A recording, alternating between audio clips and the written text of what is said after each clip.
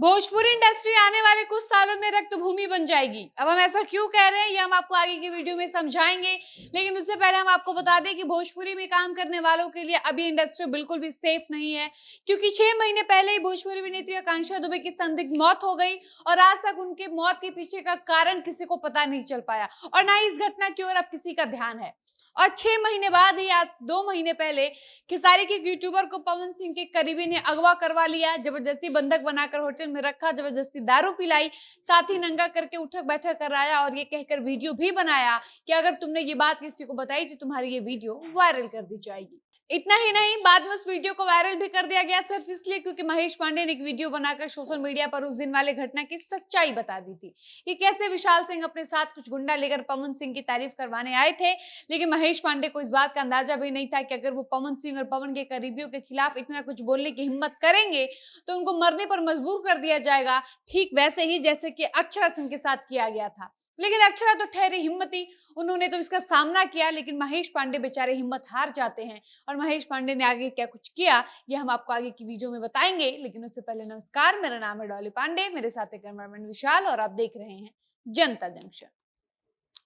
पवन सिंह के करीबियों के प्रताड़ना से खेसारी के करीबी यूट्यूबर महेश पांडे इतना परेशान हो जाते हैं कि वो आत्महत्या करने पर मजबूर हो जाते हैं। बताया जाता है कि आत्महत्या के प्रयास में महेश पांडे कुछ जहरीली दवा खा लेते हैं, जिसके बाद उनको अस्पताल में भर्ती कराया जाता है और अस्पताल में 15 दिन एडमिट रहने के बाद वो जब बाहर आते हैं तब पवन के करीबियों द्वारा ये बताया जाता है कि महेश पांडे को कुछ हुआ नहीं था, वो तो जानबूझकर नाटक कर रहे थे ताकि महेश पांडे को लोगों का सहानुभूति मिल सके। अब महेश पांडे झूठ मूठ का जहर खाने का नाटक कर रहे थे या सच में उन्होंने आत्महत्या का प्रयास किया था, सुसाइड अटेम्प्ट किया था, ये तो महेश पांडे ही जानते होंगे। लेकिन महेश पांडे के साथ जो भी हुआ वो नैतिक रूप से अगर देखा जाए तो बिल्कुल गलत था। वैसे में किसी को भी किसी का भी मजाक नहीं उड़ाना चाहिए था, क्योंकि अगर आप किसी के दुख में सहानुभूति नहीं जता सकते हैं तो आपको किसी के तकलीफ का उपहास उड़ाने का भी कोई अधिकार नहीं है। सेम यही हुआ था अक्षरा सिंह के वक्त। जिस वक्त में लोगों को अक्षरा सिंह का साथ देना चाहिए था, उस वक्त में लोगों ने बिना जाने समझे पवन सिंह का साथ दिया था, सिर्फ इसलिए क्योंकि पवन सिंह एक जाने माने कलाकार हैं और इंडस्ट्री वैसे भी पुरुष प्रधान इंडस्ट्री है, यहाँ गलती मर्दों की होती है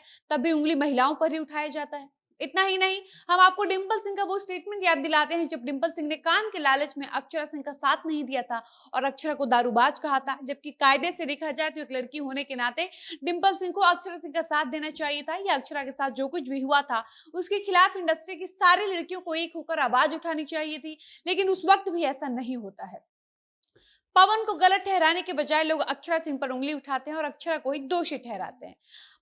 और अक्षरा की गलती बताते हैं। और ये सब याद दिलाना इसलिए भी जरूरी है क्योंकि आज जब ग्लोबल म्यूजिक जंक्शन जैसे बड़ी कंपनी के मालिक राजकुमार सिंह को किडनैप कर लिया गया है तो कुछ किडनैपर के खिलाफ बोलने के बजाय कुछ लोग इस बात पर खुशी मना रहे हैं। मतलब भोजपुरी में काम करने वाले लोग एक दूसरे के प्रति इतने संवेदनहीन हो चुके हैं, यहाँ किसी के साथ कुछ भी गलत होता है तो किसी को कोई खास फर्क नहीं पड़ता है, सिर्फ एक फॉर्मेलिटी निभाई जाती है, बल्कि उल्टा उल्टा वो ऐसी घटनाओं से खुश होता है। इस इंडस्ट्री में काम करने वालों के बीच आपस में इतना कॉम्पिटिशन, इतना जलन है कि उनको इस बात से कोई मतलब नहीं है कि भोजपुरी इंडस्ट्री में आए दिन ऐसी घटनाएं क्यों घट रही हैं। ये कोई नहीं जानना चाहता है कि आखिर भोजपुरी इंडस्ट्री को किसकी नजर लग गई है, क्यों ये इंडस्ट्री इतनी असुरक्षित होती जा रही है, कैसे किसी को कोई कहीं से भी उठा ले रहा है, कैसे किसी के ऑफिस में जाकर कोई